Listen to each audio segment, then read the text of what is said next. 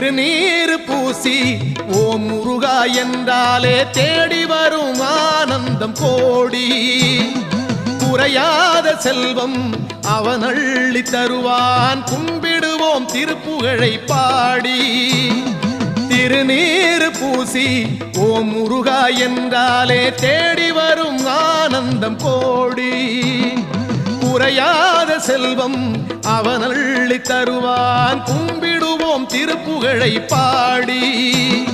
வேலல் வடிவேலன் வருவானே, குறை தீர நலம் சேர அருள்வானே.